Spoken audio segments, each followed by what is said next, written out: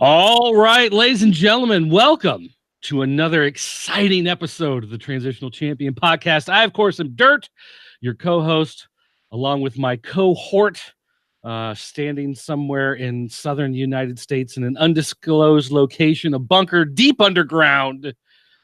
It is the nasty boy, Nathan Kennedy. Oh, man, you let me in with them, too. Yeah, I had to go underground. You want to know why? Because it's official. Beefcake's in the Hall of Fame. I know you had to go in hiding. I had to. It's all my fault. I am the reason this has happened. So if you are not happy about this, if you're not down with that, we got two words. Wait, no, actually, I got multiple words for you. dirt@popculturenetwork.com. Send an email, and he can let me know. Here, we're actually going to do this. We're actually going to. There it is, ladies and gentlemen. Brutus the Barber Beefcake, class of 2019. And they actually, I like how on SmackDown he was actually just referred to as the Barber. There was no Brutus, there was no Beefcake. Wait, so the Barber. So he couldn't even get away from them shortening people's names, huh? Yeah, no, they shortened his name as well. So there you go, ladies and gentlemen, Brother Butai. Of course, the question is who's going to induct him. You would think it would have to be Hogan, right? If it's true that they changed their format, they're not going to have anybody inducting anybody. It's just they'll probably play a video package, and then the inductee will come out and give their speech, which is supposedly condensed down to 15 minutes as well. So we'll see how it goes. I mean, if there was a year to do it, this is definitely the year. I want to hear him talk. His promos are bad enough. I don't know. I'm happy in the worst way possible, just because I know how miserable it makes you, and so that because knowing how miserable I've been watching WWE, it makes me happy to know that you're miserable. That kind of balances it out at least a little bit, right? It does work. It does work. All right, we have a couple other pieces of news we're going to talk about real quick. I don't know if you've heard this, but Jim Ross to All Elite Wrestling. Yeah. He has signed a deal. I guess he's not doing commentary, or he may do commentary just for maybe some of the big events, but his role is going to be more of a backstage guy, doing a lot of the behind the scenes work, apparently somewhat similar to what Jim Cornette is now doing for Major League Wrestling. Okay. So it's kind of like Jim Ross settling back into an old role that he had in WWE, because he used to be the head of talent relations, and that's kind of funny. Is that his Hall of Fame ring on his hand? I believe it. I believe it is. I believe they blurred it out. So, yeah. Interesting. I also heard that Justin Roberts is going to be the ring announcer for AEW. I'm not really too stoked about that, because I never really liked his announcing skills, especially with John Cena. He'd be like, and I just never liked Justin Roberts. I don't know that I particularly like him or hate him. He's just kind of one of those guys who's there. So, but I'll definitely like, if they hadn't said anything and I watched their event and then heard him, I'd be like, oh no, it would just break the glass for me. I'd be like, ah. All right, we got another piece of news here with RVD. Now, okay, so originally RVD had signed a contract to show up at what are they calling it? Rival something? I forget what it's called, but it was supposed to be a one-time appearance, basically, for Impact. Okay. But as he sat down and talked to them, they talked about what he's going to do at the show, and then they talked about some of the things that they could do down the line if he wanted to make more appearances. They were very flexible with the scheduling, and basically he just decided it would work out. So he's been doing, random independent stuff. He hasn't been doing a lot of stuff, but he's been doing some stuff here and there. And he just said, having the flexible schedule, being able to spend more time with his family, made it a good deal for him, so he can show up, do a bunch of, tapings, and then have a lot of time off. And so he's decided he says the contract has an end date, but it's written in such a way that they can put extensions onto his contract to extend his end date. So technically, he's just now under contract to Impact for the foreseeable future. I mean, good on him. I'm sure they're paying him well. I know that, at least to me anyway, he's getting up there in age. So obviously he's slowing down. His style is going to change at least a little bit. His last run with WWE was kind of a little underwhelming. So good on him getting paid. Right? Yeah. I mean, yeah. I mean, you can't blame the guy. I mean, it's not like I don't think. And it's probably nice to have a regular contract. You know what I mean? As opposed to, you can book a lot of indie dates and whatever, but it's nice to finally be able to say, okay, I'm getting a guaranteed check from these people for this time. Yeah. So, all right. One last thing to talk about is that they officially announced the Cruiserweight Championship and the Battle Royals are going to be on the pre-show. So you can watch those on YouTube, or I think they're going to be broadcasting them on Facebook video and a Twitter live feed. Yeah. So they're going to be doing them in multiple places that you can find them out there. But yeah, so there you go. So Cruiserweight and the Battle Royals are not good enough to make the actual show, but the kickoff is at 5 Eastern, 2 Pacific. Wow. Oh man, a 6-hour show. Maybe possibly 7. Yeah, that's true, because with Mania it usually inches closer to the midnight hour. Yeah, I'm honestly tired of the Cruiserweight Championship being on the kickoff show. Especially with the talents involved. Like the year that Neville and Austin Aries had their match, it was on the kickoff show, and it's just a bummer. I also think part of the issue is when you look at something like this with the Cruiserweight Championship, you know that this is a match that 205 has been building for a while. Yeah. And it's going on the kickoff show, as opposed to the tag match for the SmackDown Championships with the Usos is something they just kind of threw onto the show at the SmackDown tapings this week. Right. So the match they've been building is going to turn out to be a giveaway, and the match that they threw together at the last minute is actually going on the show instead. Yeah.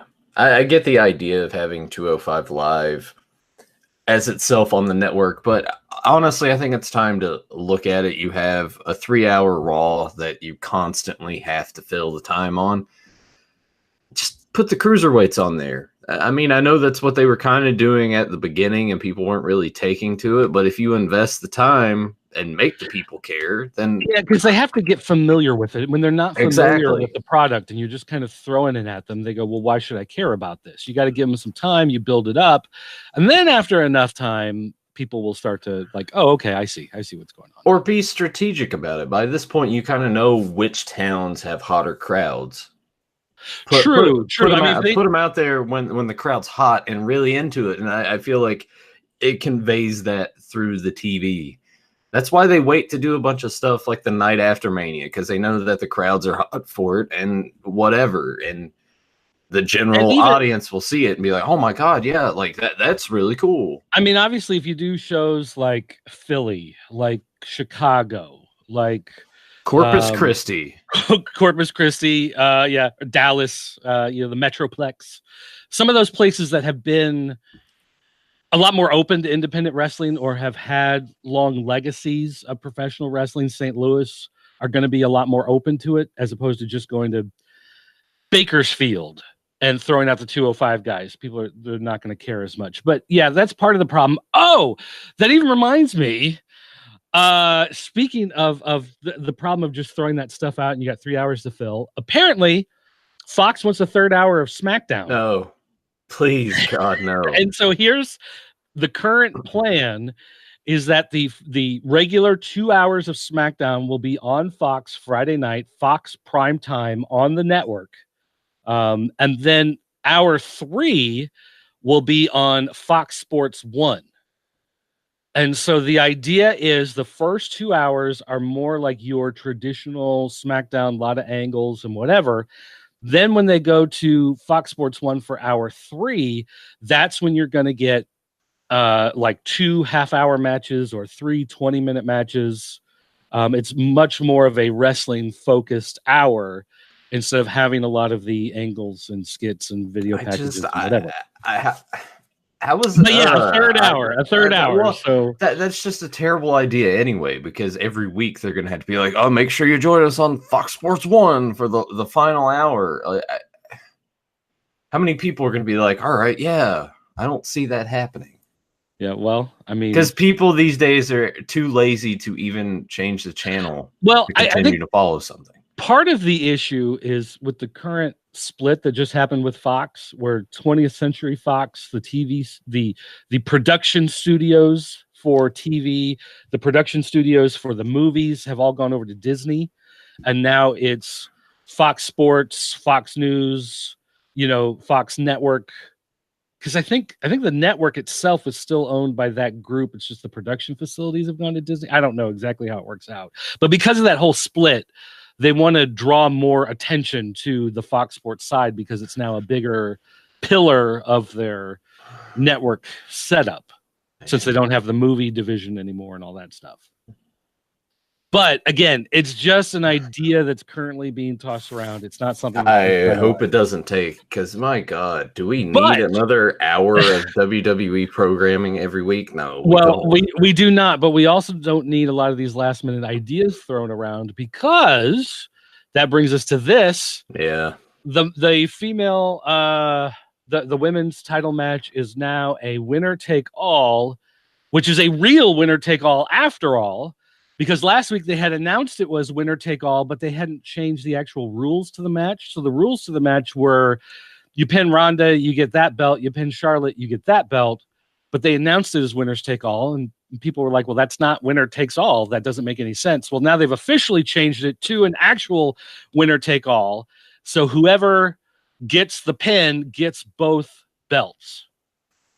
And the original idea, and see, here we go again to switching everything around, changing everything at the last moment. The original idea of putting the SmackDown belt on Charlotte was so that at the end of the night at WrestleMania, Becky, Charlotte, Sasha, and Bayley, the 4 horsewomen of NXT, would be standing tall at WrestleMania, each with a championship belt.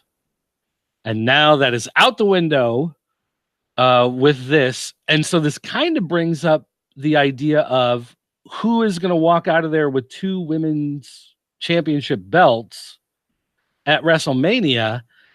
To me, that almost feels like a boxing or UFC look more than a WWE look, which makes me wonder if Ronda has indeed extended her contract, that she will be winning and walking out with both titles. I don't know. Ooh, WrestleMania might be unpredictable after all. I don't know. I don't know that level of unpredictability makes it good.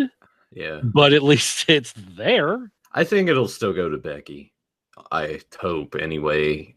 If not, the crowd is gonna crap all over it. Yeah, so I've got a feeling it's got to be Becky, or there's going to be people throwing garbage in the ring. I mean, think about where this storyline has gone and kind of where it has evolved to, especially with this Go Home Raw.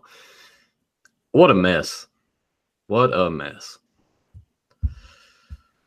Yeah, I don't know. I mean, that's WWE 2019, right? I mean, is the plan to basically just have an undisputed women's champion? And now we're not gonna have the 2 titles anymore. No, apparently they are not going to merge the titles. It's going to be 2 belts. Okay, so I guess that'll just be like when Kurt Angle was the European and Intercontinental champion. So whoever wins this will just have another match, another triple threat, and someone will win this title and someone will win this title. Right. Or they'll make some dumb rule that because they have both belts, you only defend one on Raw and you defend one on SmackDown. Or they'll do something even dumber and be like, well, you're a SmackDown superstar and you won't be able to defend this belt, so you're just going to have to relinquish it and it'll be vacant. That would be terrible. That's probably what they'll go with. Because that is the worst possible scenario out of all of them. All right. I guess let's go ahead and do Raw. We'll get to the mailbag, the question. We got an email we'll talk about later. But we will go to Raw. I will bring up real quick. We got a message from Willis Wheeler, who was at the Raw taping last night. He was right next to the announce table, actually, up by the entryway. And he said, during the break between the 8-women tag match, the little kids were cheering for Sasha and Bayley to give them each high fives. Bayley tried to get Sasha to do it, and Sasha would just stand there and rolled her eyes at Bayley. So Bayley made sure to go and give everyone a high five before the lights came back on after the commercial break. So I don't know if they're going to have Sasha turn on Bayley at WrestleMania, if they're trying to sow some kind of discontent here. Yeah, they've been teasing that for what feels like 73 years. So, yeah, probably. Yeah, well, and I mean, Sasha's never been, like, her whole thing was that she was an egotistical, like, I'm a legit boss, which is, I hated that whole thing. Yeah. So, I mean, I don't know what the deal is, but that very well, be something that they plant for WrestleMania. So thanks for sending that in, Willis Wheeler. And he did take a lot of pictures on his Facebook page.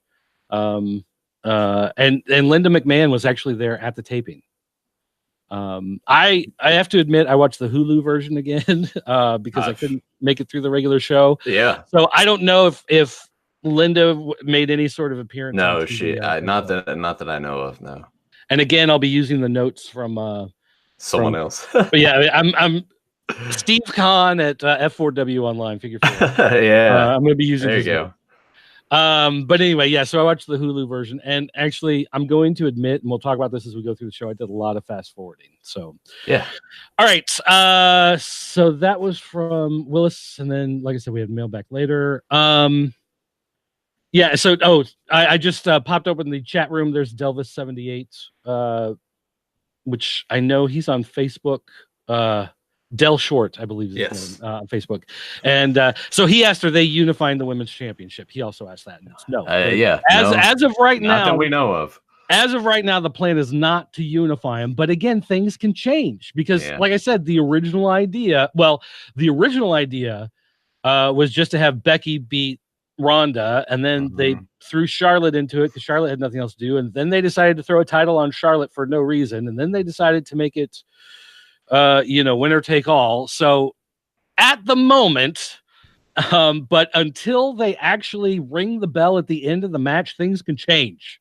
I mean, they could be in the middle of the match, Vince can change his mind, tell the referee in the earpiece, and the referee can change the ending of the match. It's just that's how WWE is. And he's asking, why is wrestling so bad in WWE? The stories, the matchups, everything. It's well, no, I think the problem is really it's now TV people writing a show about wrestling as opposed to wrestling people writing a show that's on TV. Yeah. Because it has to be more.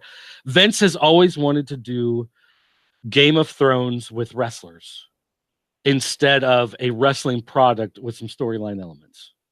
And I don't know why. Yeah, you take the fact that they're publicly traded, so he has investors he has to answer to. You got like the PG rating, and I know most people are like, oh, I'll be TV 14 again. And I'm like, so maybe some language here and there would be good. And I think there was some this week, at least on SmackDown. But it's never going back to the Attitude Era. Well, and here's the thing: like you don't need unprotected chair shots and blood in order to make it good and exciting. Like that's not the problem. And people look back and they go, but back then it was so exciting and it was cutting edge and whatever. Yes, but if you do that again, it's not cutting edge. Yeah, you can go watch ICP wrestling or Combat Zone wrestling. That's why they're in the position they're in now, really, when you think about it. Like, they've had to go back so much that now most people are just like, oh, it seems boring now. Well, it's like, yeah, it's because there's not, like, tits all over your screen and a guy, like, crashing through stuff and getting hit in the head and thumbtacks in his face. You know, like it's but just that's not really what makes it exciting, because right. wrestling existed for a long time before Exactly. that. A lot of people can do exciting stuff, you know, and the way people talk about NXT as being more of a pure wrestling show. I love Major League Wrestling. It's more of a pure wrestling show. There's Right. ROH. It's more of a pure wrestling show. Less time on all of those shows as well. Yeah. So that's the main thing. These shows are just too long. Way too long. There's so many different factors that come into play. So Delvis is saying, I just caught Austin versus Jake Roberts, and the overall attitude is worse than now, but we need that back. I mean, parts of it, yeah. I can understand. I can understand the idea of WWE being the number one company, being that they want to, you know, corner the market on everything. They've got NXT, they've got 205. They could even split. If they wanted to split, they could do Raw as the men's and SmackDown as the women's division if they wanted to. I could see them doing an hour of hardcore again. I mean, the problem with ECW is that when they did ECW, it was ECWWE. It wasn't a different product. It started out trying to be different, but then they shortly gave up, and it just became basically the developmental territory. Yeah. It wasn't anything extreme in that sense. If they wanted to do an hour of hardcore wrestling and bring back some of those guys and do a lot more brawls around the arena and more tables and more chairs and more stiff and more adult storylines, and maybe make it a network exclusive show or something like that. If they wanted to do that, they could, and that's fine, putting it under that big tent of WWE everything. But you don't need that to be what Raw is, to be what SmackDown is, in order to make those shows good again, because that's not going to make those shows good again. That's going to make you look at those shows and go, you know what? I've seen this before. I saw it in the Attitude Era. It was great in the Attitude Era. It's not the same. You can't do the Attitude Era with The Miz versus Bo Dallas. You know what I mean? Like, it's just not going to be the same. Yeah. It's I don't think wrestling will ever like reach the heights of viewership and popularity like that again. Too much has just changed. I don't think I don't know. Well, and even as much as they talk about wrestling being so popular during the Attitude Era, it was much more popular in the 50s. Yeah, like it was a much bigger product when television was in its infancy. Pro wrestling was one of the big things that they would put on television. It sold televisions. It was one of those things people would buy it and put it in their house. But then the fads moved on. Like anything else, it had this high period, and then it just kind of, you know, worked its way back out. Wrestling worked up to something big in the Attitude Era because it was something different. It was new. It was exciting, but it was the companies versus each other. The Monday Night War was a much bigger part than the Attitude Era. People put, I think, too much into the Attitude Era as opposed to the idea that it was generally unpredictable because you had two companies trying to battle each other. Yeah, and you didn't know who was going to show up where sometimes, because some guy would be on WWF television and then 2 weeks later he's in WCW. You're like, oh, wow, okay. Keep your eyes peeled on AEW. If they get that TV deal, maybe things will start to shake up and change a little bit, because competition brings out the best in Vince. And I really hope AEW doesn't get a TV deal and try to go head to head with Raw. I think I don't think their plan was to at all if they did. No, yeah, and I don't think it is either. I'm just saying, I know somewhere there's a guy in a suit who thinks that would be a great idea. Right. And I don't think it would be. Yeah. I would just be like Exhibit A Impact when they went to Mondays and went head to head. It was terrible. It was like interesting the first week or so, and then you're just like, they can't compete. They can't go head to head like that. Right. All right. And then Delvis adds they should leave the fans wanting more instead of cramming everything down the fans' throats every week. And again, I agree. That would go back to putting more actual wrestling into those 3 hours, as opposed to like this. Like I said, I fast forwarded through the 90-minute version because there were only like 3 matches, I think. Yeah. On the whole thing. Yeah, it's like it's your go home show to the biggest show in your company. And that's what you can do. That's the best you got. Man, in the way that it ended too, and I know we'll get into it, I'm like, that's how you ended the show? Baffles me. All right. So let's talk about Monday Night Raw. And we're not going to go through every single bit of information through the entire thing, but we had Stephanie walk out. She said she was going to add herself to the Triple Threat Women's Championship match. Everybody booed. She said, of course, April Fools. She said it was winner take all. So it is going to be for both belts. And then she left, which was nice because then it was only like 3 or 4 minutes. You didn't have to sit and watch her talk for 20 minutes. And so that was a nice change of pace to have there. We had the next interview segment. Brock Lesnar and Paul Heyman came down to the ring. Paul Heyman said that winner take all was a great way to describe the championship because Brock Lesnar would take everything Seth Rollins had to offer. Seth Rollins came out, blah, blah, blah, blah, blah. They talked. He got in Lesnar's face. He hit him with a low blow. Yeah. Lesnar attacked him. He hit him with another low blow.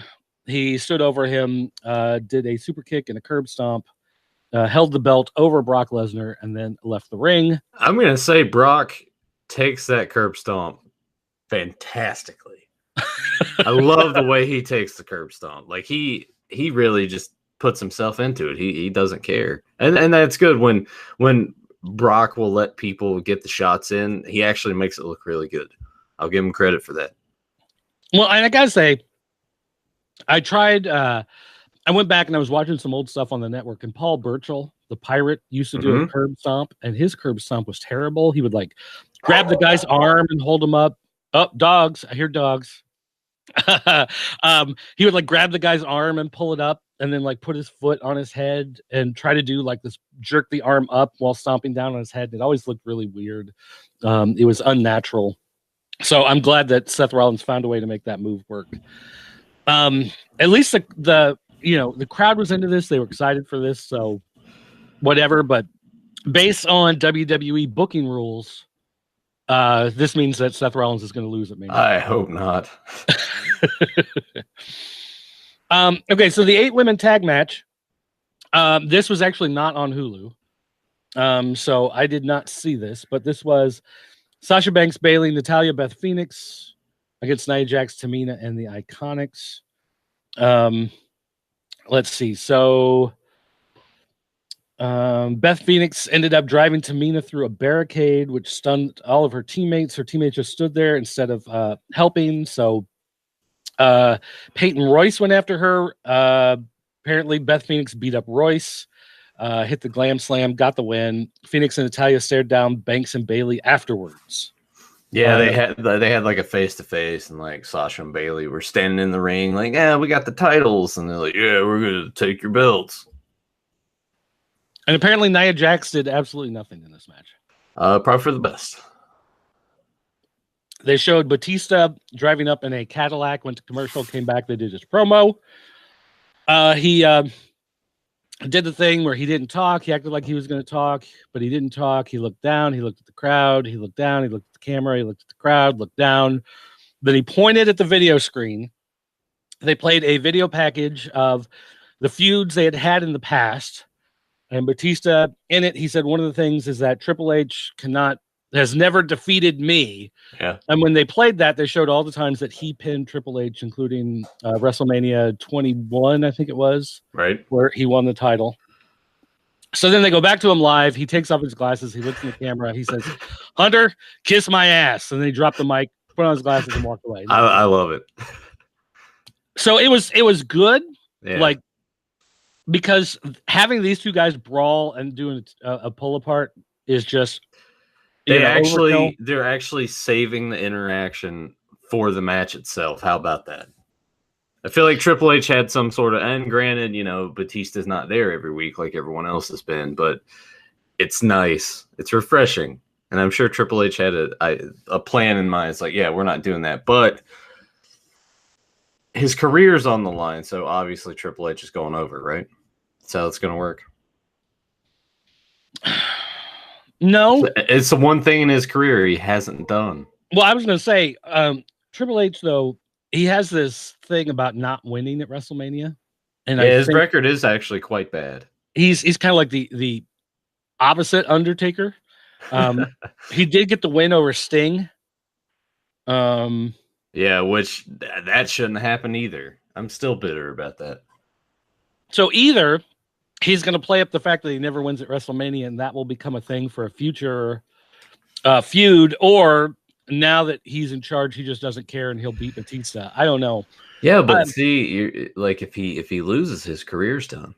Dirt, he's done. He's retired. He's finished. Oh, right. So he couldn't use that in the future unless someone else brings him out of retirement. I forgot about that dumb stipulation. Yeah. All right. So, question from the chat room. So, is this a redemption match for Triple H? Is that why Batista is so quiet? He knows he's losing. Yeah, probably. Maybe after all. I'm gonna go with yes. So one thing in his career he hasn't done. He beat you over the head with that. So of course he's got to check that box. I mean, if he could somehow go back and get that win back from Ultimate Warrior when he got squashed years and years ago, I'm sure he would have done that too. If it was the Attitude Era, he would go and pull Warrior out of his grave and pin him or something. We've got another message from the chat room. Triple H has really, really gaudy entrances at WrestleMania. Yes, yeah, he has terrible. I just can't.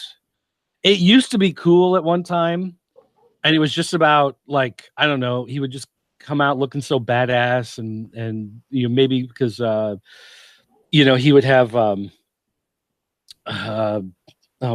can't the giant mole on Lemmy Motorhead. Oh yeah, Motorhead there. You know, it was just kind of cool, but he started doing all this Conan stuff, and he had the Terminator stuff. The Terminator tie-in was the worst.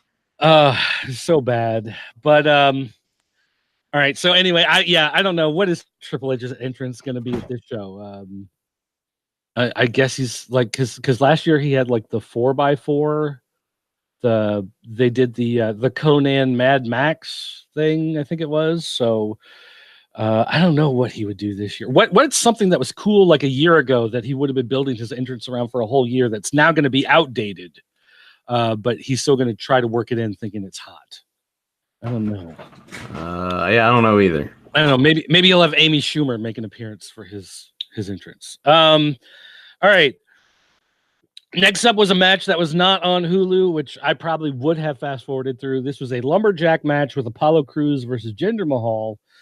They had basically all the people out there for the Andre the Giant Battle Royal.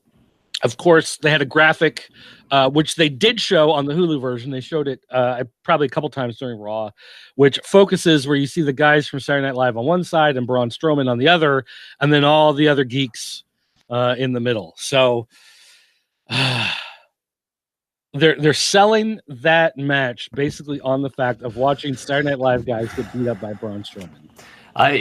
You know what, I was thinking about it, and I think what'll happen too is, oh man, I really don't want to say this because I feel like it's gonna happen, but I feel that somehow the Saturday Night Live guys are gonna get Braun eliminated early, and then they're gonna be forced out of the ring by him, and then you're gonna spend the rest of the night of the show cutting to the back of them running away from Braun Strowman. Oh my gosh! And the problem is, I think you're right. I think you're right.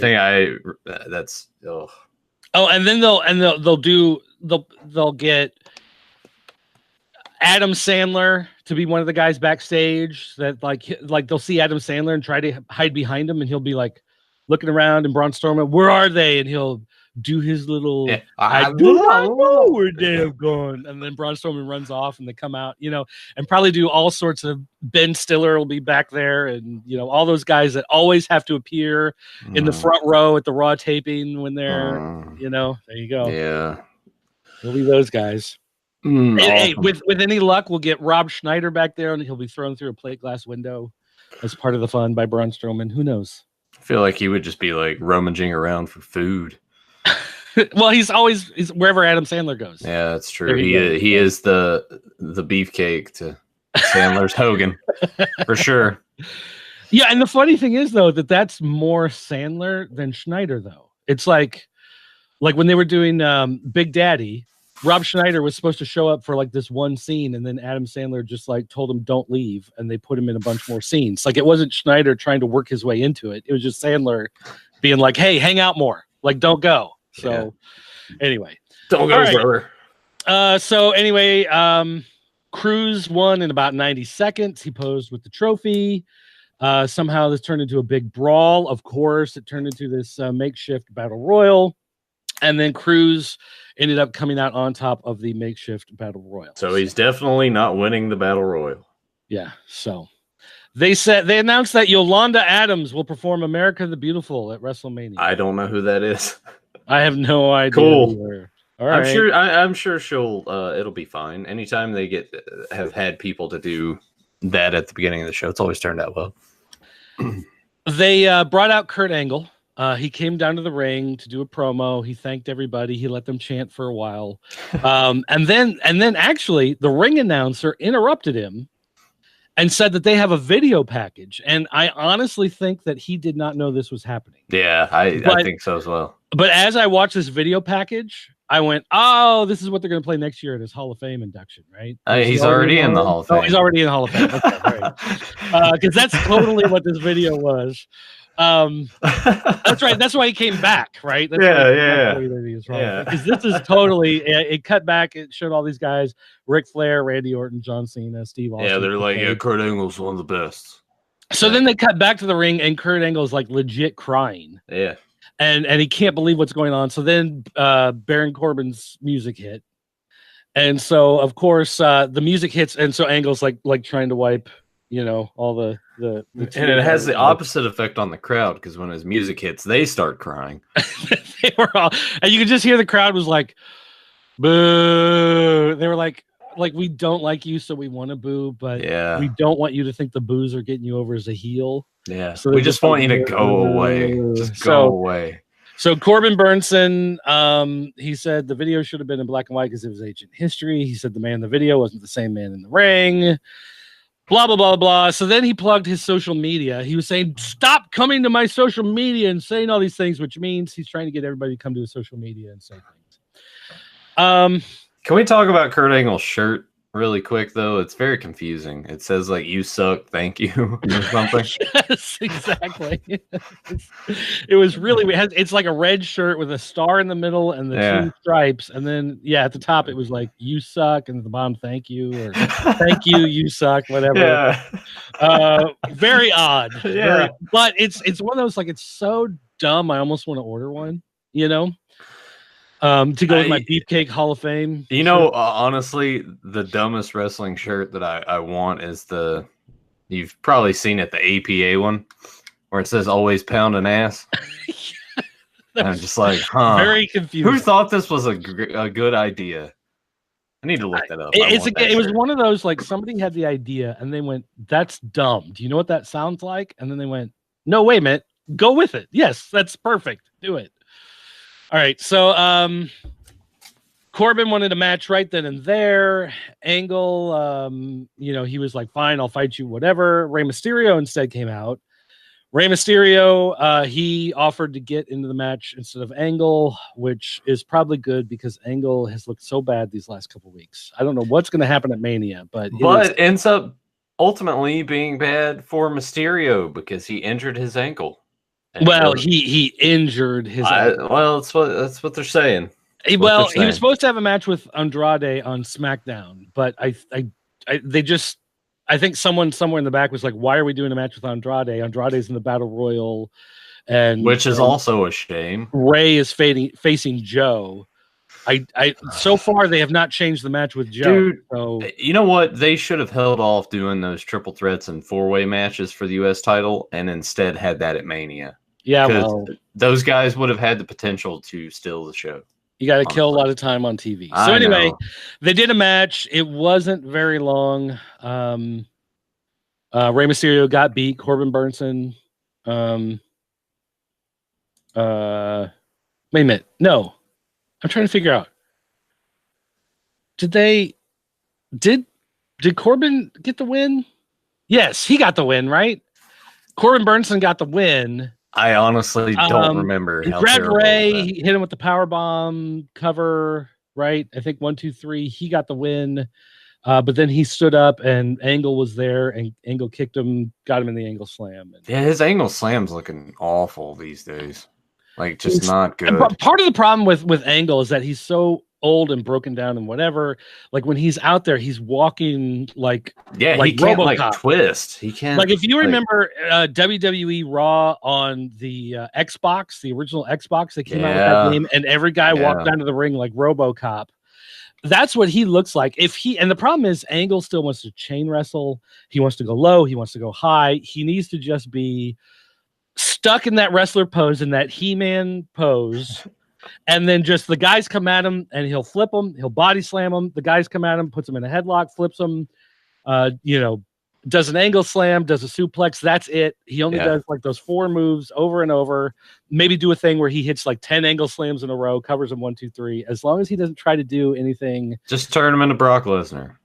But, I mean, hey, he's only got 1 match left. Right, so. it's his final match, so we'll see. And I don't think unless they're swerving us. I saw the report that John Cena will be at the show, and they have his opponent in mind. Right. But they're not going to reveal who. I'm still hoping it's Angle, but I don't think it will be. I'm still hoping it's R-Truth. All right, so they had Charlotte backstage. That would actually be great. You're my childhood hero, John Cena. Let's see. Okay, so they had Charlotte backstage. She did an interview talking about winning the title, blah, blah, blah, blah. No one cared. They had the revival. What? I was going to say, it's funny on the match graphics when you had that pulled up with Charlotte, she still has that mole on her face. I'm surprised that they haven't like updated that picture. Or at least photoshopped the picture to... Here, let me see if I'll pull it up here. Share. There we go. Yeah, so you can see she's still got the mole there. So it's I'm saying no. When you go to the also too, when you go to the one where it's just the triple threat, it seems like it's more prominent there. It's not as bad, but you can definitely see it's it. Not. Oh yeah, there it is. Yeah. You can see it really, really prominent there. Huh? They need to take care of this one next. Becky, you're fine. You're fine. Yeah, you're. Let's just. Yeah. What's up? All right. So anyway, I forget what we were doing here. The revival, Aleister Black and Ricochet. This one didn't seem like it went very long. Oh, wait a minute. Okay, we messed something up here. The Corbin Burnson Rey Mysterio, the match wasn't right now. They announced the match for later in the night. Oh, okay. Right, so it wasn't here. So anyway, all right. So then we had the that ended up being the main event. Aleister Black versus Ricochet, and it was okay. I don't know. I kind of felt a little underwhelmed by this match. It got better towards the end.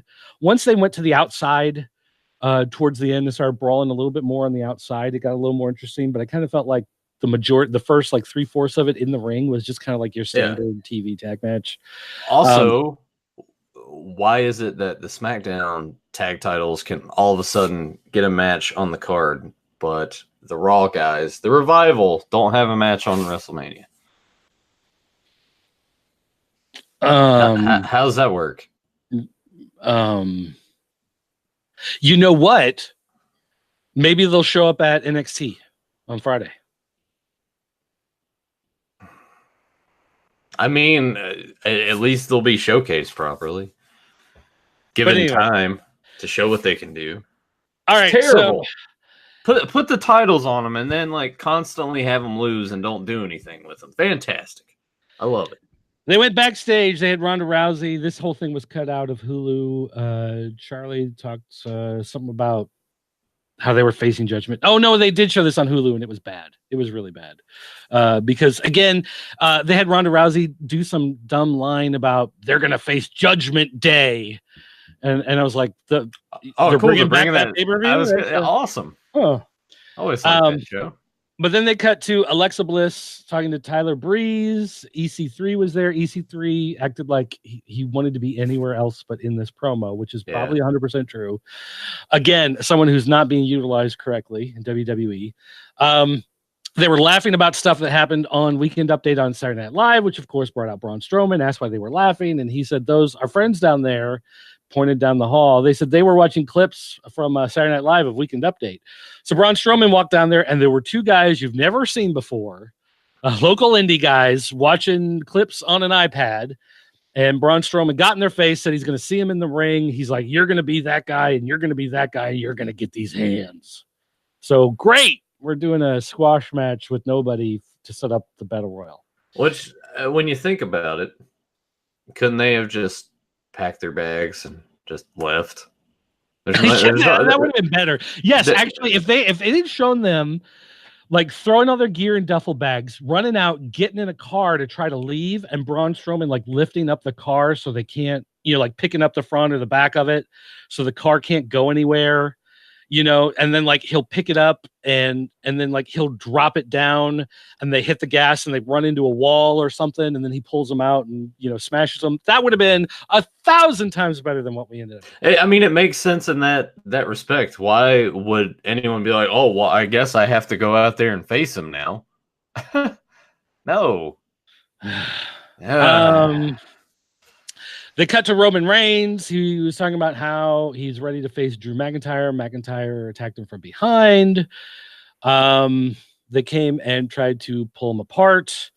They pushed McIntyre away, and Reigns got up and decided he wasn't going to chase after McIntyre. They would just fight at WrestleMania.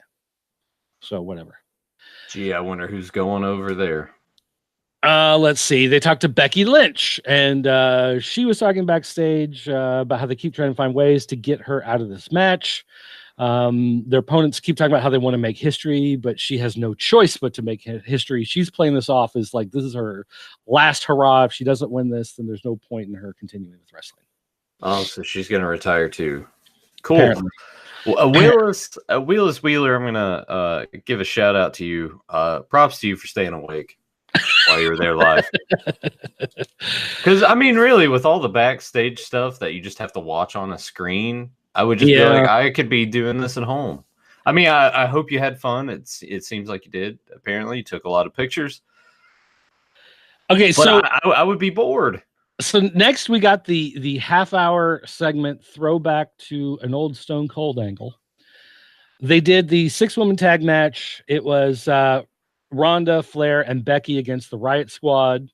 The idea was if Ronda, Becky, or Charlotte attack each other during the match, then they are out of the match at WrestleMania.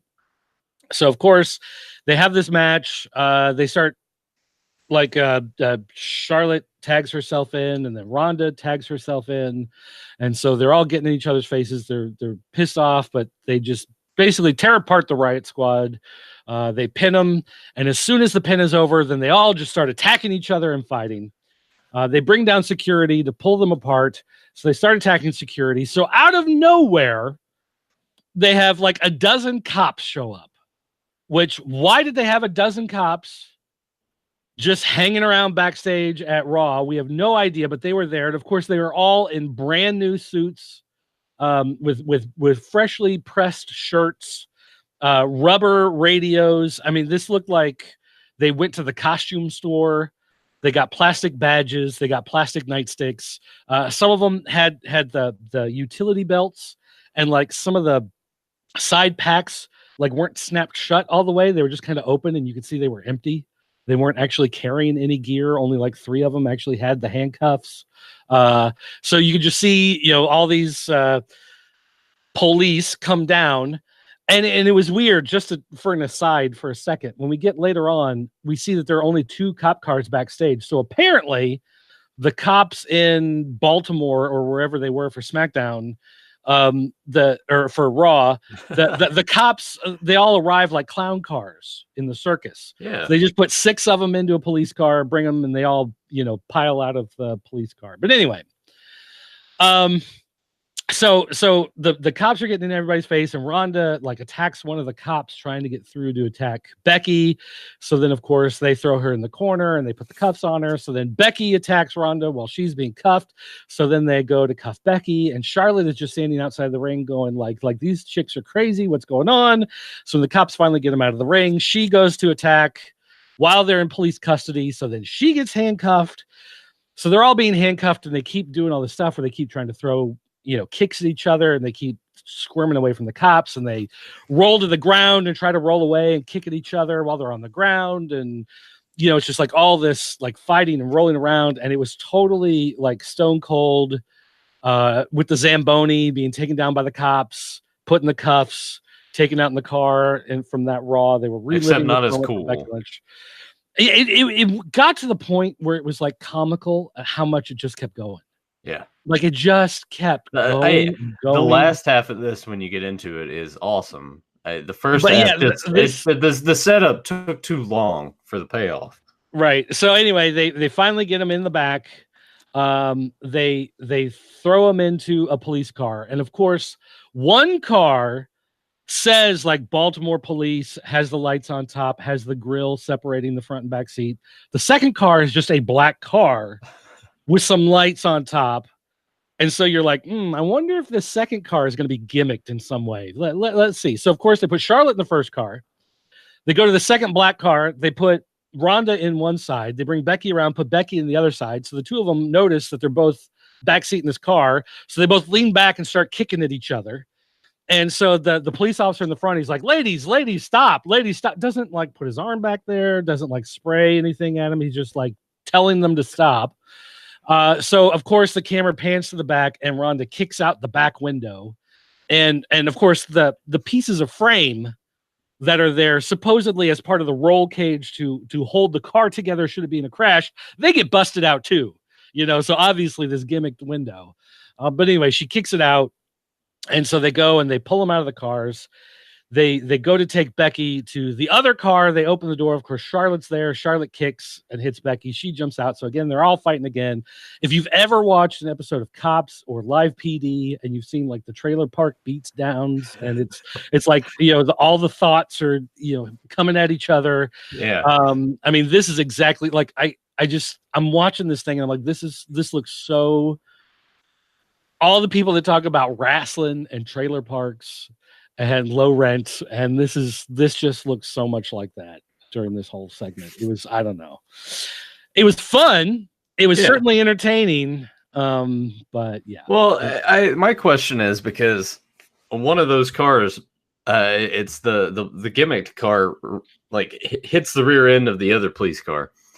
And it turns out Rhonda had somehow gotten in there, cuffed, found a way to put it into drive, and then hit the gas to go forward. Because when the cop got out, you see, because cops are so inept in the WWE universe, he didn't put it in park. He just left it neutral. So all she had to do was get in and kind of nudge it forward for it to roll.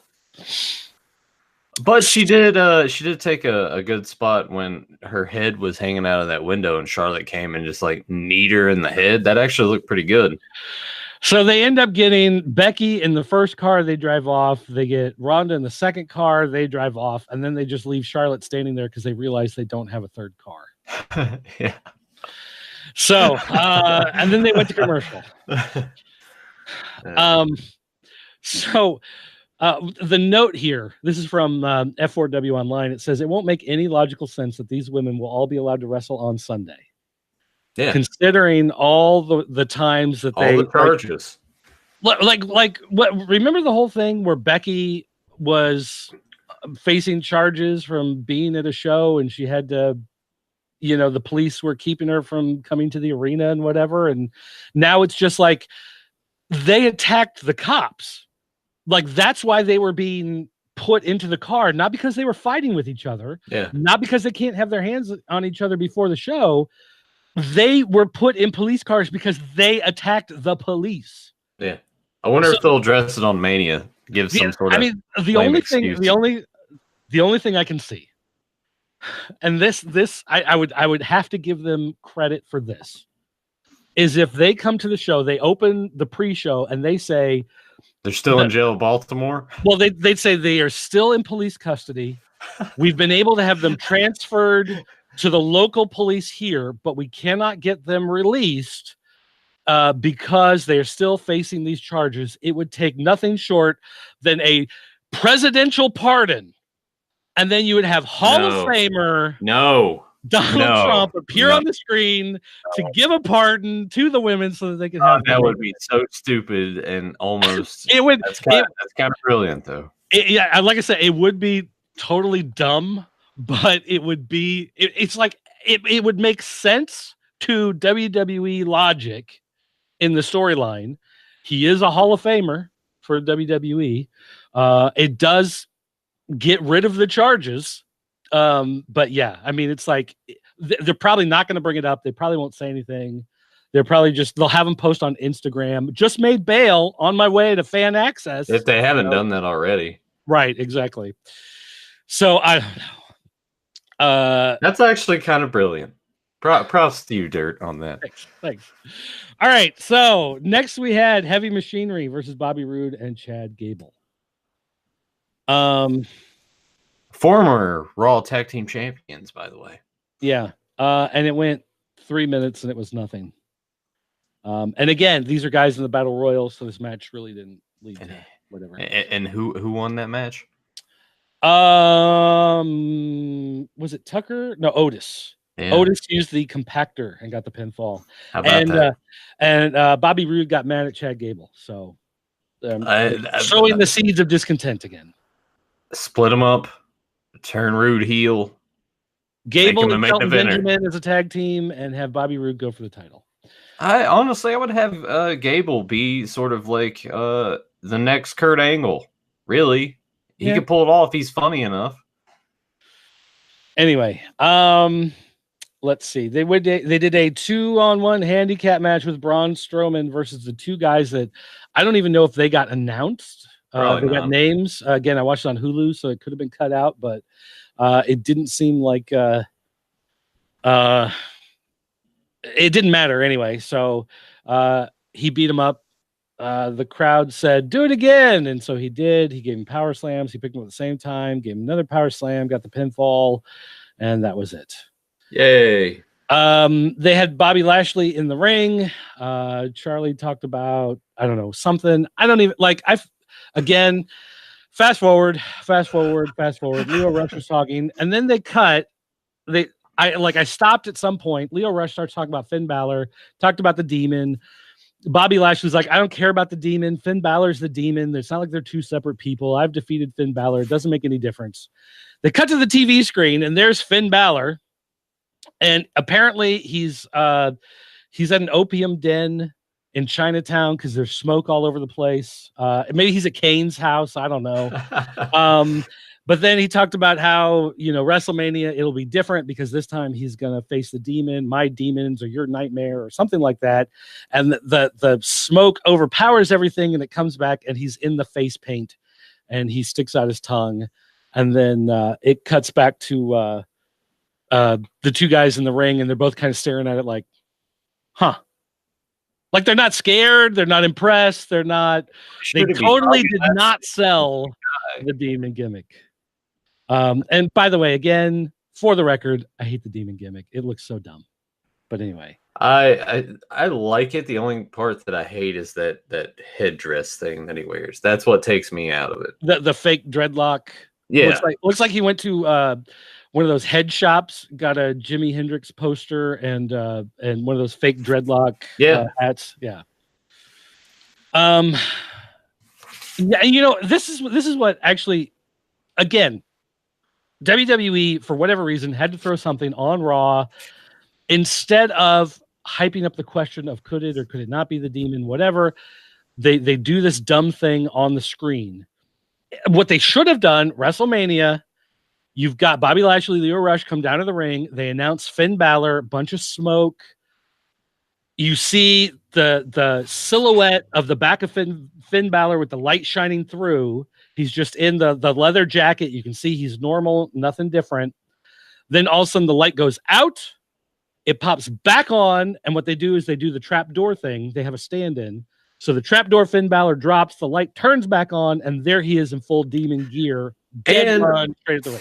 And the way that his music actually is at the beginning, because it's like a dun, dun, dun, dun, dun, dun. And you can extend that, and they've done it before in NXT. Have it do the dun, dun, and it's like a strobe effect showing him standing there, and then like have it black, and then have a strobe effect still there, and then do that, and then when it does it, and then it's just like he's there. Right. Perfect.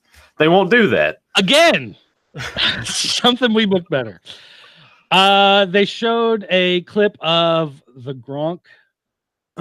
Is that his name? Is that what it is? The Gronk? Ron Gronkowski. Yeah, I know, but isn't his nickname the Gronk? Is that what they call him? Well, they call him Gronk. Yeah, why not call him the Gronk? That'd be funnier. So they showed him attacking Jinder Mahal, and they said, of course, he's going to be there at WrestleMania. Oh, yay! Can't wait. Now is when we got Corbin Burnson versus Rey Mysterio. The main event, finally, Raw. It's almost the over. Main event. So this was almost 15 minutes. I can't believe that this was the main event, the final segment. This was the go home. I can't believe it. They showed Corbin Burnson. He beat up Ray. Ray went for the 619, missed a frog splash, tried for another comeback, but that's when Corbin picked him up, hit him with the power bomb, was the deep six, rolled him up 1, 2, 3, gets the win, turns around. There's Angle, kicks him, Angle slam. Corbin Angle goes for like the angle lock, and Corbin gets he like taps out, but they separate him. He gets away, gets on the ramp. Corbin's like laughing, smiling. I beat him, ha ha ha, whatever. And then they showed a replay of all the stuff that happened with Charlotte and Becky and Ronda, and that's the show. Actually, technically, the main event was a replay of what happened with the women earlier. So I'm guessing what happened was they weren't sure how long that segment was going to go because there's so much stuff and there's no overrun anymore. They did it earlier in the night, so then they could make the video package to show off. Yeah, so that was Raw, man. That was Raw. Terrible. One thing I did notice on SmackDown this week is Daniel Bryan's belt is missing some of the stones. Some of the river rock has already started to fall out. The glue is giving way. So I'm guessing that belt is not going to last another week. Just throwing it out there. I don't think it's. I mean, I want Kofi to win, but wouldn't it be hilarious if Bryan retained and kept the belt and just kept gradually falling apart? There would be a certain level of enjoyment to that, but it's the same enjoyment I get from just watching WWE implode week after week. Which is, I don't I don't want to watch WWE anymore. All right, but look, SmackDown is once again the best show of the week. It was, and so here's the thing: like, I didn't watch it. Like Monday, I tried to watch it live. I got about 10 minutes into it. I turned it off. So then Tuesday, I had a lot of other stuff going on. I sat down Tuesday night. I'm like, I can't do this. Yep. Wednesday, I tried to watch it during the afternoon when I was uploading some of the comic previews to the website, but I just couldn't do it. Last night, I had stuff going on. I was at church, and the friend who I watched WrestleMania with was there, and he's like, "Oh man, Kevin Owens show on SmackDown last night," and I was like, "I didn't see it. I haven't watched it yet." He was like, "Well, I'll tell you, that was probably the highlight of the night, and it happens in the first segment." And I was like, "Oh, well, yay," and then boo. Yeah. But he said it was really good. So I'm like, okay, well, I guess I'm kind of looking forward to that. So then this morning I wake up like 7:00 this morning. I'm going to watch 3 hours of Raw and SmackDown on Hulu. And then I'm like, I got to get through this Raw in order to watch SmackDown. And so that's when I'm like, I'm watching the Hulu. I'm not watching the YouTube TV, and I'm just going to fast forward. And I fast forwarded through a lot of stuff on Raw. So then on SmackDown, I ended up kind of continuing and fast forwarding through stuff. But I will say the Kevin Owens show. Okay, so what they do is he brings out AJ Styles and he brings out Randy Orton. And of course, he gets right in the middle and he starts talking about how they, keep throwing these personal barbs at each other. And so, so Randy Orton is talking about how, you were working in bingo halls and gymnasiums for dozens and dozens of fans while I was doing WrestleManias. And AJ Styles goes, yeah, and while I was working hard and proving myself, you were getting suspended from WWE for drug test failures. Which, as soon as he said that, Kevin Owens was like, later, and he just left the ring and walked away. He was right. That was also a damn shame that Kevin Owens doesn't have a place on this Mania card. I don't know if they're going to just shove him in the Battle Royal. Give him something to do, please, on the show. He deserves it. I don't know. Yeah, I mean, yes, he does deserve something. I'm almost afraid they'll have him out there with Alexa Bliss. It'll just be the two of them as like she's the host and he's her toady, you know? Because she even name dropped him later in the night, which makes me wonder if something's going to happen with maybe do a thing since Mysterio is injured. Have Kevin Owens take his place in the United States title match against Joe.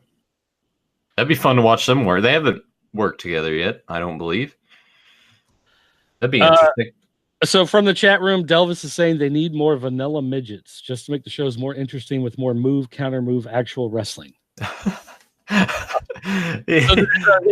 AJ Styles, technically, he called him a little vanilla midget. So yeah, so he's not actually saying, he doesn't want to bring back the SmackDown minis. I don't think that's what we're talking about. No, I mean, honestly, I guess they would have to have a lot more taller, bigger dudes on their roster because again, flashback to Nash. Go back to throwing in some squash matches with up and coming guys versus the established guys who get in one or two moves, then get squashed, but at least then they start to build an appearance in front of the crowd, as opposed to you just go, this is a guy from NXT that none of you have been watching, and now he's gonna have a match, you know. Yeah. And Delvis hates Kevin Owens. Sorry, man, you're wrong. Okay, we got a tag match. We got the Usos, who are now face because of what happened the week before, with Ricochet and Aleister Black against The Bar and Shinsuke Nakamura and Rusev. This was actually kind of fun. It wasn't great, but it was still kind of fun to see them go. Cesaro ended up hitting Ricochet. Cesaro and Ricochet. Cesaro and Ricochet. He hit him with the uppercut. Usos hit the double super kick on Rusev. So all the faces got over all the heels. Alexa Bliss came out. Here she name dropped Kevin Owens. She talked about that probably is what they'll do. Yeah. She talked about how they forfeited their match against New Day next week, and so as their punishment, they will now be defending their SmackDown titles on WrestleMania against the three other teams that they just faced in this match. So, of course, it turned into a big brawl. That match has the potential to be very, very good. And Alexa Bliss now apparently is the hostess of WrestleMania. She can make matches. So, there you go. Yeah. They had the Iconics come down to the ring.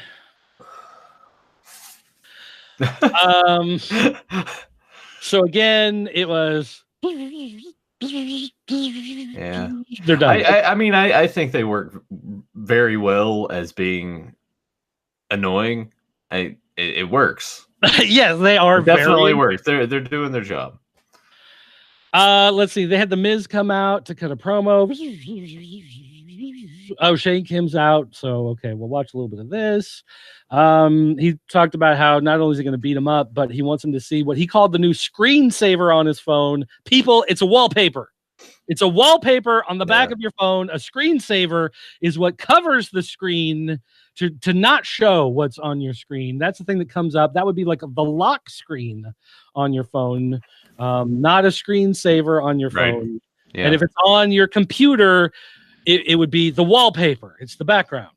But anyway, he said, here's my screensaver on my phone. And he showed the picture of him grabbing Mrs. Dad, who he said, calling when I grabbed that potato face or whatever he called him. So then, of course, he calls out Sanity. And they actually mentioned the fact that when Shane came out before and had the security guards blocking the ring and then had the wrestlers blocking, that Sanity was part of that group. So now Miz has to face a handicap match. It's him versus Sanity, which, I mean, fine, whatever. The problem is Miz should not be defeating all three guys of Sanity, but of course he's going to because it's, you know. Yeah, those guys, man, if I were them, I would just be like, all right, I'm done. I'm going somewhere else. Like, Eric Young was actually more of a star in Impact than a star here in WWE. Yeah. And Sanity was actually doing okay for themselves in NXT, and then they called him up. Right. So he brawls with the guys. Miz brawls with the guys. He ends up, beating them all, whatever. He runs backstage, and there's Shane in the limo, smiling at him, puts up the window, and drives away. They cut to the ring, and they had neck tattoos out there. He called out Becky Lynch. She took the mic, and she left the ring and stood on the announce table, and she said, "I don't take orders from you. No offense. I take orders from the WWE Universe." And funny note here, when they cut to her at the announce table, they were actually kind of back where the crowd was, and you could actually see all the gear in the shelf underneath the announce table where they have the like power supplies and the feeds coming through for the monitors and for the mics, boosting the mics and the amplifiers for the headsets and whatever. And it's funny because when you see them wrestle and they wrestle and go out to the announce tables, you can tell a lot of times that gear isn't there anymore. Yeah. So it was kind of funny that now you know what to look for when they go out. You can see, are there blinking green lights under the announce table? Nope. Okay, then we know someone's going through that table. So anyway, she talked about the main event. She promised that everybody would see her as the double champ, and everybody cheered and whatever. So now we had a large mixed tag match. EC3, Mandy Rose, Sonya Deville, Andrade, Zelina Vega, Lana, Carl Anderson, Doc Gallows, Shelton Benjamin versus Nikki Cross, Heavy Machinery, Naomi, the Hardys, R-Truth, Carmella, and Asuka. So poor Asuka, you were a champion a week ago. All these people that are going to be in these battle royal matches, sucks to be suddenly the Hardys, R-Truth, Asuka. You were people who all mattered a couple weeks ago, right? Yeah, and now you don't. So anyway, for whatever reason, you throw out 16 people in a mixed tag match, and it turns into all-out chaos, and the match breaks down and turns into a giant battle royal. Oh boy, who would have known?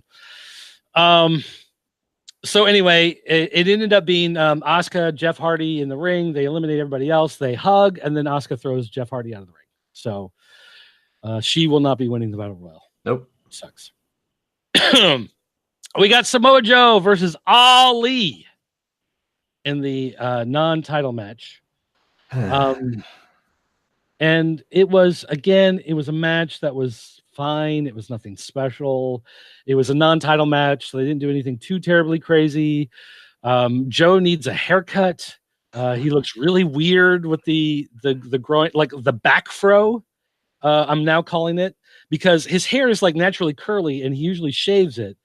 But now he's letting the back grow out, but not the front. So it's kind of like a mullet, except it doesn't grow down long. I think it seems like it's all like slicking back together. I don't know. I don't know what he's doing. I'm all right with that. I think it looks cool. But to me, it looks like the front is still getting cut short and the back is growing out, and it's just creating this back fro of hair. So I mean, Samoa Joe the mullet, I'd be all right with that. Delvis is saying that Eric Young is actually a pretty good wrestler. And yes, he is. Again, he was much more of a star in Impact. Yeah, it's a shame that they have all these talents and they don't want to showcase them properly. All right, so main event of the show was the contract signing, Kofi and Daniel Bryan. So, of course, Daniel Bryan's in the ring with Rowan. Michael Cole is there. They call out New Day. Why was Michael Cole there? He didn't need to be. Because they need an official in the ring for the contract signing. Michael Cole, though? I mean, come on. Yeah, well, it's better than him being on commentary, right? Yeah, I guess. So let's see. New Day comes out.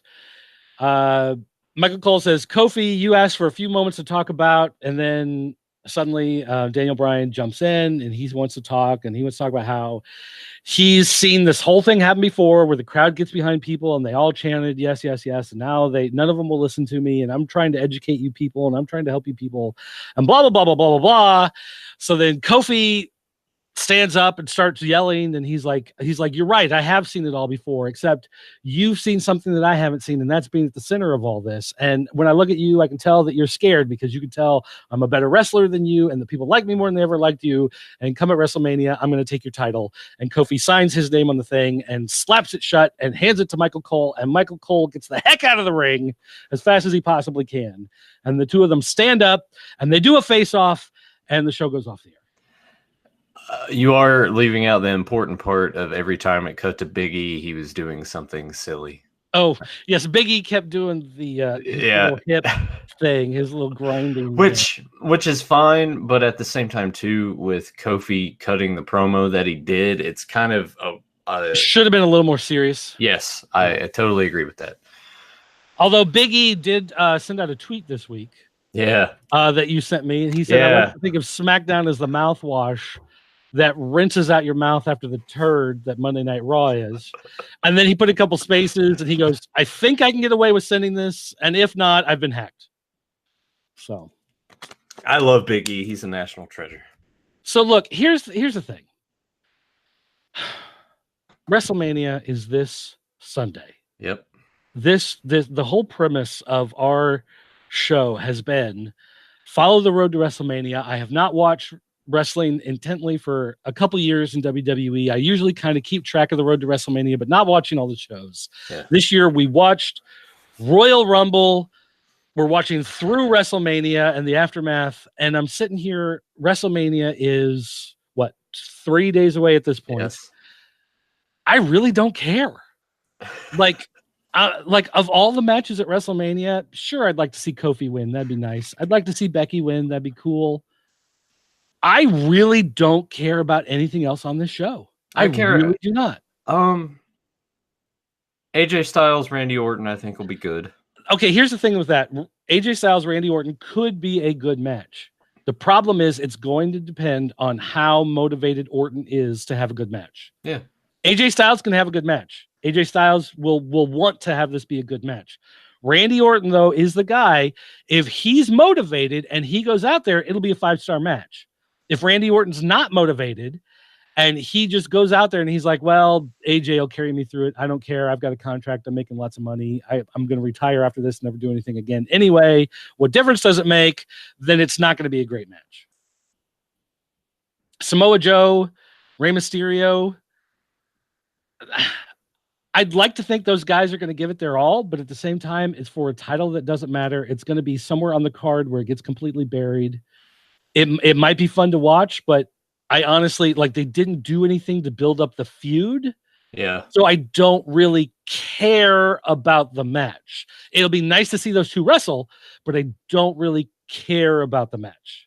You know what I mean? So it's like, there's so many of these matches I don't really care about. I just counted it, including the Battle Royals, 15 matches on this card. 15. Just let that sink in for a second. Man. 6.5 to 7 hours. Yeah. I if I didn't want to entirely waste my Sunday, because I am going to be skimming through a lot of this, I was gonna be like, Joe, Tyler, I'm not going to do Fans of Power this week because Dirt and I are going to sit and do a live stream, and Dirt and I are going to watch this together. Yeah, I am not live stream because look, this was a brand new bottle when we started doing the show. Okay. You see, this is 750 milliliters of this whiskey when we started doing the show. When I'm done with WrestleMania, this will be empty. I'll probably have a bottle of moonshine that'll be empty, and I might go through a 12-pack of Stella Artois by the end of the night. And then I'm still going to have Raw and SmackDown to go through. So what you're saying is what we should do is we're watching the show. I'll record Fans of Power for them, but I won't be on that show, and I'll be watching Mania. And then when it's over, we just do an aftermath show, and you'll be really drunk and angry, and it'll be awesome. Maybe we'll see. I don't know, because I don't even know if I could subject. I would have to just have the network here on my computer and watch it. There's no way I'm going to subject Emily to. And the thing is, like, I know this show, I am not going to be able to sit and watch this show. I'm not going to be able to sit and stare at the TV and watch the whole thing. Yeah. I'm going to take my laptop. I'm going to play some 7 Days to Die while I'm watching. Maybe I'll try out, there's some new game I wanted to try out. It's Day Zero or something like that. Oh, okay. End of the World Apocalyptic. I may try that out while I'm watching SmackDown. I may be posting comic previews to the website. I'm like, there's a dozen things that I may be doing while the show is going on, and none of those dozen things are intently watching WrestleMania, because it's at least 6, maybe 6.5, maybe 7 hours, a half hour of which maybe they've gotten me to care about, which is pretty standard for the way it's been the last couple of years. Right.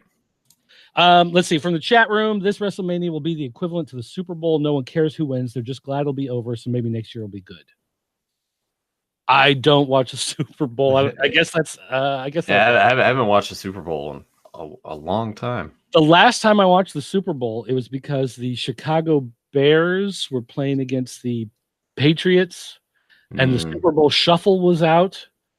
And it was that long ago. And the kid who lived 2 doors down from me was a huge fan of the Bears, and he really wanted to watch the Super Bowl.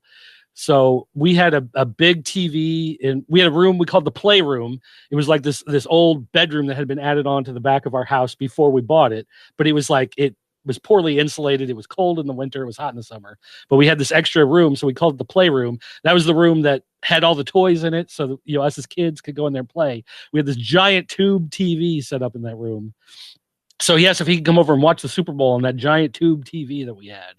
So we sat there and we watched the Super Bowl. That was the last time I watched the Super Bowl. And that was the first time I watched the Super Bowl. And that was 84, maybe? No. I don't know when that was. Chicago Bears in the Super Bowl. I know it doesn't happen. 86. 86, okay. Yeah, that was the last time I watched the Super Bowl. Hey, at least Mongo was on that roster, right? Steve McMichael. Is he on that roster? I couldn't tell you. Jim McMahon and Walter Payton, I know we're on there. And the Super Bowl shuffling crew. Shuffling on down, doing it for you. All right.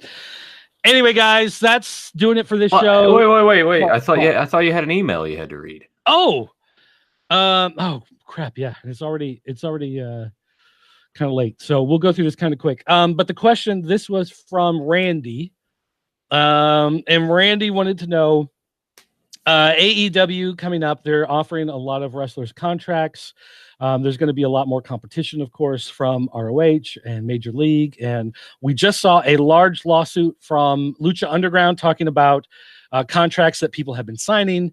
Do you think it's time for wrestlers in WWE to form a union?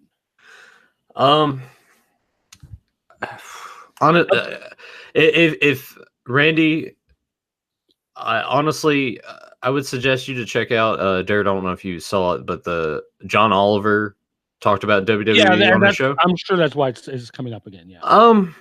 But here's the thing. Okay, one, I don't think a union is the right idea. The problem with making a union is that you have to. It's collective bargaining, so you have to assign people into titles, and then everybody within that title is within a pay range, and so you not only do you guarantee people are going to make a minimum, but you also put a limit on their maximum. And in order to go above that maximum, you have to go to the next title. And in order to get that next title, you have to pass some sort of test or interview or whatever to make it to that next title. The problem is when you try to downgrade to a lower title, because guys in a wrestling career, your career goes up and down. Once you come down, the problem is if you're a guy who you have this chance to be at the top, and so you're at the top and you're in a top tier job, and then they're done with you. They don't have any storylines. You're not going to take a demotion down to a lower title. You're still up at this title. They don't have anything for you. You're fired. You're out. They're not going to extend your contract. You're done. Whereas if they were to do something like an association, if they made an association for the wrestlers, then they could do things like someone's in a feud, right? You're in a feud with the Undertaker. It's say we're going to do Undertaker versus Ric Flair. Okay, so you have two guys, big guys, going into the match. Now, Undertaker, of course, as the face, is getting a lot more of attention than Ric Flair as a heel, okay, of the two of them in a match. Now, people still love Ric Flair. It's kind of a bad example, but I'm just using this because these are names people are familiar with. But when it comes to selling merchandise and it comes to selling T-shirts and posters and autographed belts and whatever, the face is going to be higher up. So he's going to be making more income from the company because he's selling more merchandise. With an association, what you can do is you take the other guy who's the heel, and what you can do is say you split. So whatever merchandise they sell for the two of them, they can split equally between the two because they're both part of that feud. Right. Now, again, Ric Flair and Undertaker is a bad example, but the idea is when you have a guy, when you have the two guys in this feud, when you have a younger guy who's a smaller guy who's kind of getting pushed up, and especially if he's getting pushed up as a heel, he's not selling merchandise like the face is. So the face is selling all this merchandise, and it's selling because you have this hot feud. Something like an association can help with the other guy in the feud get some of those I don't know. Yeah, that gets a little weird and murky. I think the main thing to focus on is and I know AEW is wanting to try to do this, so we'll see how it works out, but they need to just find a way to have put in place a universal like healthcare system put in place for these guys. So like, yeah, but they can't afford it. They can't do it right off the bat. It's one of those things, maybe in a few years, and people will go, well, look at the NFL. NFL does collective bargaining and they have healthcare and blah, blah, blah. But that's the NFL of 2019. Yeah. If you look at the NFL of 1972, if NFL 1972 was trying to do these things, there'd be no NFL. WWE maybe could be at the point where they could do that today, but WWE could not have done that 20 years ago. Right. If they had tried to do it 20 years ago, there'd be no more WWE. Yeah. I'm totally behind the thing that they don't need to be referred to as independent contractors. Like if they're with WWE, that's WWE's employees. They're not independent contractors. Yeah. They need to get rid of that language and find a way that benefits everybody, especially when they're done with it. Because the NFL has like that legacy thing where like older players can come and get what they need. They need wrestlers as well. And a lot of it that can play into WWE Legends contracts and things like that. But yeah, exactly. But like I was reading something recently, Scott Steiner, a year or two ago, whatever, they offered him a Legends contract. He took it to a lawyer. The lawyer looked at it and said, don't ever sign this.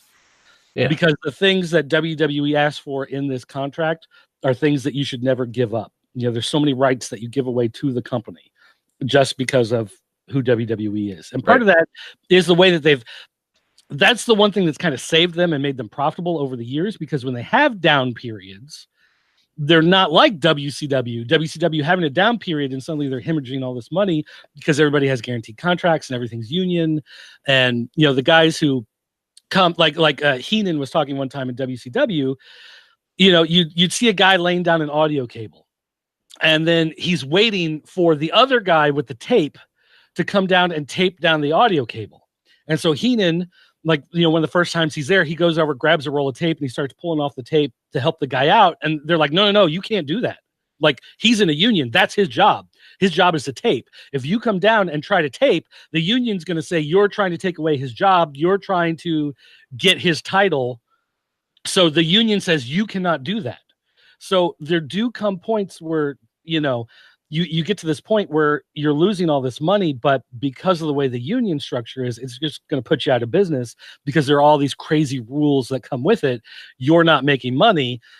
you end up in a hostess situation. If you remember hostess, all the bakers and everything, they were like, we're going to unionize. You have to pay us this much. We're all going on strike. And they said, okay, well, we're out of business. And they went into bankruptcy and sold the recipes to a new company. So, I mean, it just happens. So there are times when unionizing can work for some people in some situations, but it really works when you're in a situation where everybody needs to be at the same level. Mm-hmm. In something like wrestling, where you have guys moving up and down, and you have these dips and these raises, you need to be more flexible than the type of thing that a union structure will usually do. And so that's why I say something like an association works better, where you can try to even things out as you go and negotiate these contracts, as opposed to union, where it's like you're stuck in this spot and you can't move out of that spot. And any attempt to try to, do anything else can cause these other problems. Right. So that's, I don't think union is the right way. I think there are other things that they can use. Yes, there needs to be some sort of agreement, some sort of coming together. The problem is with something like wrestling, some of these guys, they're never going to go on strike. They're never going to walk out on the company. They're taken care of already. Vince has already put the top guys in these great situations. So if all the undercard guys say, well, we're going to band together and we're going to walk unless you give us what we want, they're going to say walk, because we've got a ton of other guys we can bring in, and these guys at the top, they don't care. I mean, their roster has over 200 people with the main roster in NXT, so it's not like okay. So if everybody who doesn't have a title in WWE said we're going to go on strike and we're going to walk, then guess what? All the NXT and 205 guys are suddenly on Raw and SmackDown. So, all right. What a way to end the show. Wrestling is just its thing. So, all right, guys, that's going to do it for the show. That's going to wrap it up. I don't know if my liver is going to be able to take WrestleMania, but we'll see. Dude, you'll be fine. I feel like I could kill that bottle in a night easy. Oh, definitely. Oh, yes, it will be gone.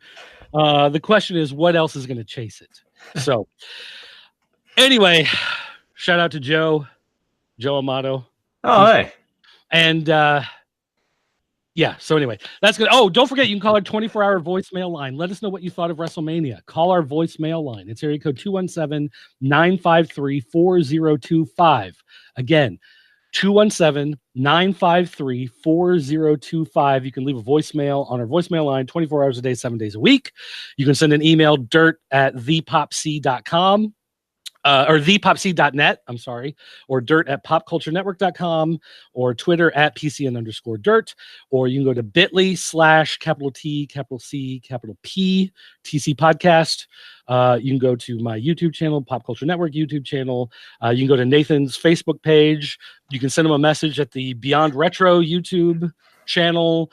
There's plenty of ways that you can get a hold of us, so don't be afraid to do so. So that's it for me. Thanks for watching. I'll see you next time. I can't wait to watch Beefcake's Hall of Fame speech. Not really. Oh, man, you had me for a second.